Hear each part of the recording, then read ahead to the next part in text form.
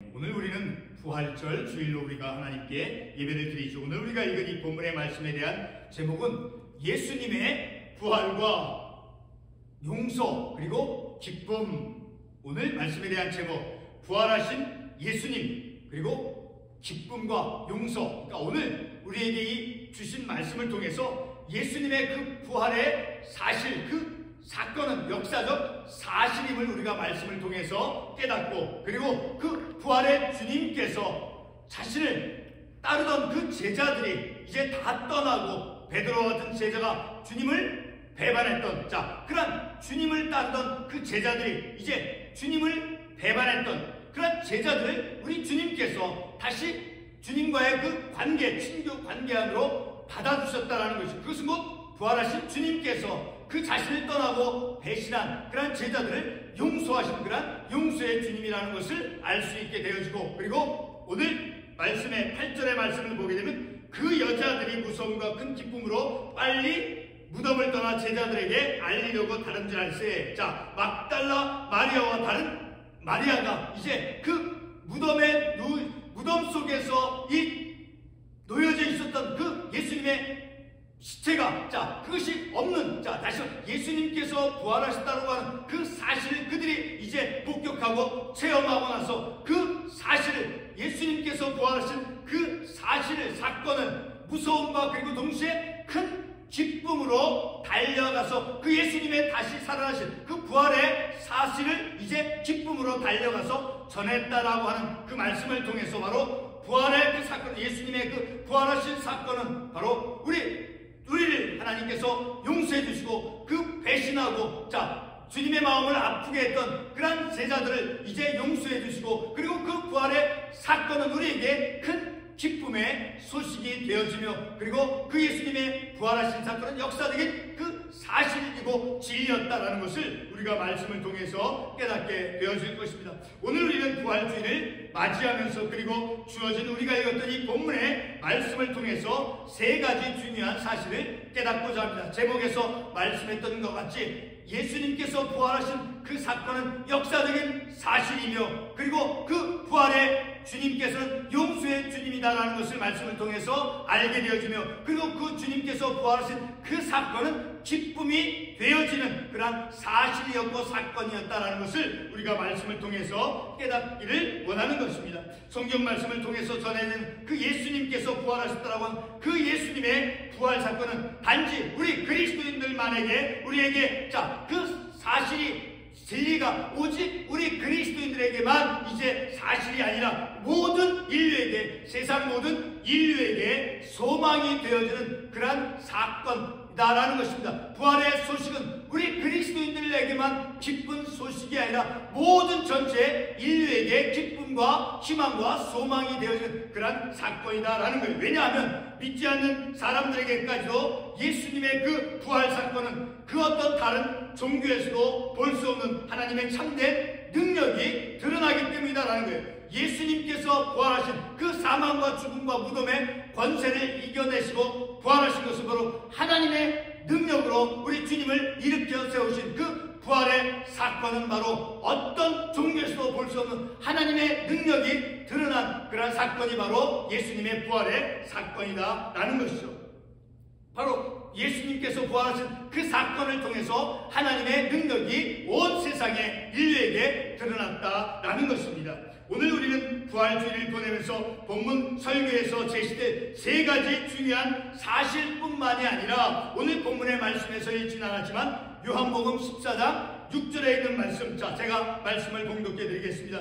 예수께서 이르시되 내가 곧 길이요 진리요 생명이니 나로 말미암지 않고는 아버지께로 올 자가 없느니라 라는 말씀이 있죠. 내가 곧 길이요, 바로 예수 그리스도께서, 부활하신 예수 그리스도께서, 곧 예수님 자체가 우리가 걸어가야 될 길이고, 바로 진리는 부활하신 주님께서 그 부활의 사건 자체가 진리가 되어진다는 것이죠. 그리고 생명이다라고 말씀할 때 바로 부활 자체가 바로 하나님의 생명의 역사이기 때문이다라는 것이죠. 그래서 오늘 우리는 이 본문의 말씀과 더불어서, 그리고 요한복음 14장 6절에서 말씀한 예수께서 이르시되 내가 곧 길이요 진리요 생명이니 바로 우리 주님께서 우리가 걸어가야 될 우리의 삶의 길이며 바로 참된 진리, 부활하신 주님께서 진리가 되시고 나의 생명이 되신 분은 바로 부활하신 예수님께서 우리의 나의 생명이 되어진다는 것을 우리가 본문의 말씀을 통해서 또한 우리가 깨닫기를 원하는 것입니다.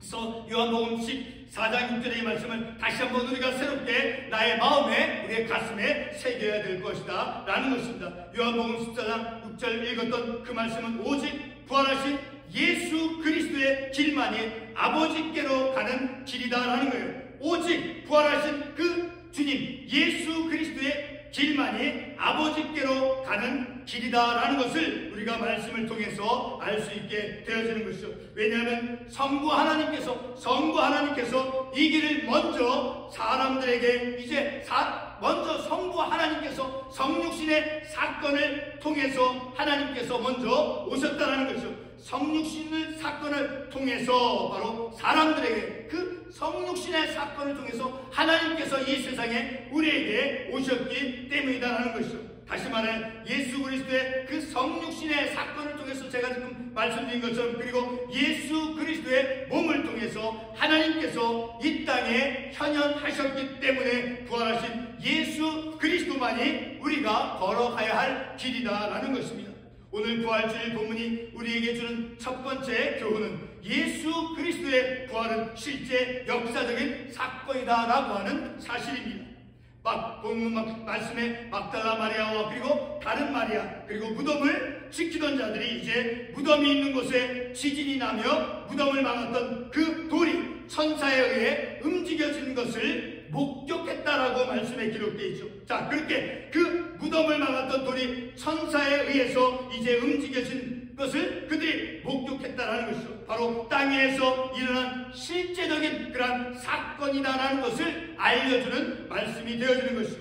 본문 6절의 말씀은 예수님께서 장사 지낸 그 무덤 안에 바로 예수님께서 계시지 않고 그 장사 지냈던 그 장사 무덤이 그 무덤 안에 예수님께서 계시지 않고 빈 무덤이 되었다는 것이죠. 다시 말해 죽은 예수님께서 누우셨던 그곳에 바로 예수님께서 계시지 않고 빈 무덤이 되었다라고 하는 그 사실은 감출 수 없다라는 변경할 수 없는 그러한 현장으로서 역사적 사실임을 증명해 준다라는 것이죠.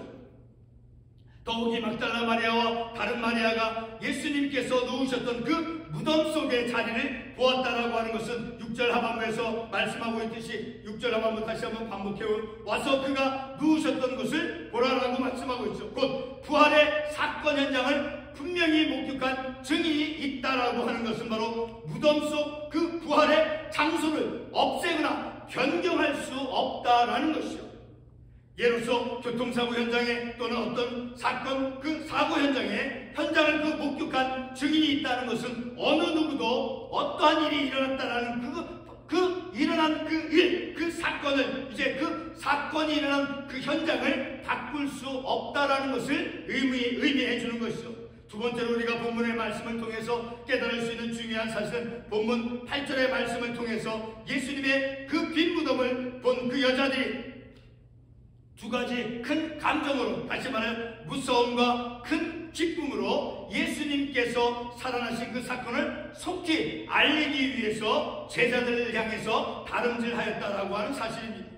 8절의 말씀을 보게 되면 여자들이 큰 기쁨으로 지체하지 않고 머뭇거리지 않고 빨리 달려서 부활의 소식을 전했다라고 하는 것은 바로 사건 그 자체가 무섭고 놀라울 수 있지만 그러나 예수님을 따르며 예수님의 가르침을 받으며 예수 그리스도 안에서 삶을 살아왔던 그들에게는 놀라움의 사건일 수 있었죠. 자, 그러나 분명한 것은 바로 기쁨으로 직면되어졌다는 것. 그 주님께서 부활하신 그 사건은 그들에게 놀라운 사건이 될 수 있지만 동시에 큰 기쁨으로 그들에게 직면이 되어졌다라는 것입니다. 오늘날 우리에게는 그 예수님의 부활의 사건이 어떤 사건으로 오늘 저와 여러분에게는 어떤 감정으로 우리에게 다가오는 것입니까? 균이적이고 신학적인 그런 이론을 떠나서 세계의 역사 속에서 그리고 고대 예루살렘 땅에서 일어났던 그 역사 속에서 증거가 있는 우리 주님의 그 부활하심은 바로 죽음을 두려워하는 소심한 나와 같은 그런 인생에게 육체적 죽음 이후에 이제 영생이 주어진다라고 하는 그런 내세에 대한 소망을 가져다 주는 사건이 곧 예수님께서 부활하신 사건이라는 것이죠. 그러므로 예수 그리스도의 부활하심은 나로 하여금 오직 예수만이, 그 부활하신 예수만이 우리가 가야 할 길이며 그리고 진리와 생명이 되심을 증거하도록 역사하는 것입니다. 세 번째로 우리가 깨달아야 할 중요한 사실은 본문 10절의 말씀을 통해서 부활하신 예수님은 바로 나를 용서해 주시는 용서의 주님이다 라는 것을 우리가 이 말씀을 통해서 깨달을 수 있게 되어지는 것이죠. 본문 10절을 다시 한번 읽어보도록 하겠습니다. 자, 우리 본문 10절 말씀. 이에 예수께서 이르시되 무서워하지 말라. 가서 내 형제들에게 갈릴리로 가라. 거기서 나를 보리라 하시니라. 자, 이 읽은 마지막 10절 말씀에 어떤 사람들이 이 말씀의 이 구절에서 등장하고 있습니까? 바로 10절 중반부에서 내 형제들이라고 불리는 사람들이 나옵니다. 본문에 예수님께서 가리키고 있는 내 형제들은 어떤 사람들입니까? 우리 다같이 이것을 이해하기 위해서 마태복음 26장 56절의 말씀을 찾아 읽어보겠습니다. 마태복음 26장 56절의 말씀. 마태복음 26장 56절의 말씀. 자, 같이 한번 읽어보도록 하겠습니다. 그러나 이렇게 된 것은 다 선지자의 글을 이루려 함이라 하시더라. 이에 제자들이 다 예수를 버리고 도망하니라. 자, 57절 말씀도 함께 읽어보겠습니다. 예수를 잡은 자들이 그를 끌고 대제사장 가야바에게로 가니 거기 서기관들과 장로들이 모여있더라. 자, 예수님을 따르던 제자들이 다 예수를 버리고 도망했다라고 말씀하고 있습니다. 자, 57절에서 읽은 말씀과 같이 예수님께서 대제사장들과 그리고 백성의 장로들에게서 파송된 무리들로부터 이제 잡혀서 그래서 대제사장 가야바에게 끌려갔을 때, 자, 26장 56절의 말씀대로 예수를 따르던 제자들이 다 예수를 버리고 도망하였다라고 말씀하고 있습니다. 마태복음 26장 72절 말씀도 우리 한번 읽어보겠습니다. 마태복음 26장 72절 말씀. 베드로가 맹세하고 또 부인하여 이르되 나는 그 사람을 알지 못하노라 하더라. 자, 모든 제자들이 다 주님을 떠나갔을 뿐만 아니라 베드로까지도, 심지어 베드로까지도 이제 주님을 모른다라고 부인했다라는 것을 우리가 이 말씀을 통해서 알 수 있게 되어지죠. 우리는 인간관계 속에서 일어나는 그런 배신이나 그 배반의 의미를 우리는 잘 알고 있을 것입니다. 인간관계 속에서 서로가 배신하는 그런 체험, 그 배신하는 그런 경험, 자, 그것이 얼마나 그 고통이 파괴적이고 비통한가를 우리는 잘 압니다. 오늘 본문의 예수님께서는 부활한 후에 자신을 배반하고 떠나갔던 그런 제자들을 향해서 오늘 본문 10절 말씀에서 그들을 가리켜 어떤 사람들이라고 부르고 있습니다. 내 형제들이라고 부르고 있습니다. 성도 여러분, 부활하신 예수님께서 자신을 배신한 그런 제자들을 자신의 형제들이라고 부른 의미를 알 수 있습니까? 그 의미는 바로 이제까지 자신을 따르고 이제 자신을 따라오며 삶을 살았던 그 제자들, 자, 그들이 비록 이제 예수님이 이제 십자가의 처형을 받기에 앞서서 그들이 다 예수님을 따르는 자들이 도망하고 했을지라도, 자, 그들을 이제 주님께서 이제 자신의 새로운 신교, 새로운 관계 속으로 받아주시는, 용납해주시는, 다시 용서해주시는 그런 주님이다라는 것을 우리가 이 말씀을 통해서 알 수 있게 되어지는 것이죠. 바로 이렇게 자신을 배신한 그런 제자들, 자신의 형제들이라고 부른 그 의미는 바로 예수님 자신과 새로운 관계 속으로 우리 주님께서, 부활하신 주님께서 새로운 관계 속으로, 믿음의 관계 속으로 그들을 이제 맞아들인다라고 하는 그러한 의미를, 과거에는 비록 그들이 이제 실수를 범하고 주님의 마음을 아프게 하고 주님을 배신하고, 자, 주님을 저주했던 그런 베드로까지도 이제 그런 모든 실수를 용납하고 용서해 주시고 그리고 예수님과의 새로운 신교 관계 속으로 받아주신다라고 하는 그 의미가 담겨져 있는 것이 바로 내 형제들이자 내 형제들이라고 부른 그 의미가 되어진다는 것을 우리가 말씀을 통해서 알 수 있게 되어지죠. 성도 여러분, 우리는 우리에게 실수나 그리고 잘못을 범한 가족이나 이웃을 용서해서 새로운 그런 친교 관계 속으로 받아주는 것이 불가능할 정도로 하기 힘들어합니다. 사실입니까? 아닙니까? 그러나 우리의 주님은 자신을 처절하게 배신하고 떠나버린 그런 제자들을 이제 형제다라고 불러주시고 자신과의 새로운 친교 관계 속으로 받아주셨습니다. 오늘 말씀에 대한 결론의 말씀을 맺도록 하겠습니다. 10절 말씀 우리 한번 다 같이 보겠습니다. 10절의 말씀, 마지막 9절 말씀. 하반부에 내 형제들에게 갈릴리로 가라, 거기서 나를 보리라 하시니라. 자, 나를 보리라라고 말씀했죠. 자, 그 의미는 바로 새로운 관계, 주님께서 자신을 떠나고 자신을 버린 배신한 그런 제자들과 새로운 믿음의 영적인 관계를 맺어 주실 것이다라는 것을 의미해 주는 말씀이죠. 부활의 주님을 우리가 말씀을 통해서 영적으로 체험한 우리는 세 가지 분명한 사실, 즉 예수 그리스도의 부활은 역사적인 실제 사건이었다라는 것을 우리가 깨닫습니다. 부활의 예수를 영적으로 만나는 그런 체험은 우리에게 지체 없이 빠르게 예수와 예수의 부활을 세상을 향해서 기쁨으로 전하도록 역사한다는 것이죠. 그리고 부활의 주님은 우리로 하여금 용서의 삶을 살 것을 이제 모범으로, 우리 주님께서, 그 부활의 주님께서는 모범으로 우리에게 용서의 삶을 살 것을 우리에게 보여주셨습니다. 마지막으로 히브리서 12장 2절 말씀을 함께 보고 말씀을 맺도록 하겠습니다. 히브리서 12장 2절 말씀 같이 한번 읽어보겠습니다. 히브리서 12장 2절 말씀. 믿음의 주여 또 온전하게 하시는 이 예수를 바라보자. 자, 믿음의 주여 우리 또 온전케 하시는 이 예수를 바라보자. 우리를 온전하게, 우리를 흠없이, 우리를 부족함 없게 완전하게 만들어 주시는 이가 바로 부활하신 예수 그리스도.